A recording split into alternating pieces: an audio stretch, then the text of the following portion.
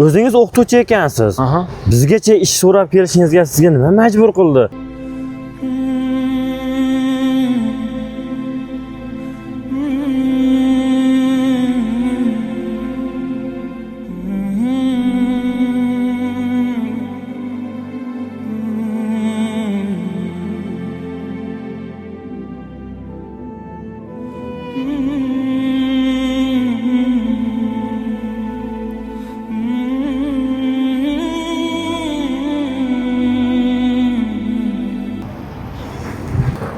Aka ishlarni qilib bo'ldim endi. Hammasini tugatdim. Aytgan ishlarim bo'ldimi hammasi? Ha, bo'ldi aka. Sizning haqqingiz.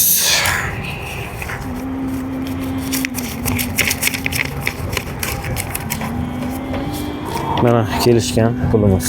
Rozi bo'lasiz aka. Katta rahmat aka. Sog' bo'ling. Sizga bir savolim bor edi. Xo'sh, eshitaman. O'zingiz o'qituvchi ekansiz. Bizgacha ish so'rab kelishingizga sizga nima majbur qildi? Avval biror maktabda ishlaganmisiz? Ha, ishlaganman, ammo uzoq emas. Adolatli o'qituvchi hamisha yelkasida kafanni ko'tarib yurar ekan. Axir maktablar ko'p bo'lsa, boshqasiga borib ish so'rab ko'rmadingizmi? Bordim, juda ko'piga bordim. Ammo hammasida bir xil gap. Kech qoldingiz. Kecha kelganingizda bosh o'rib bor edi. Bugun esa yo'q deyshadi.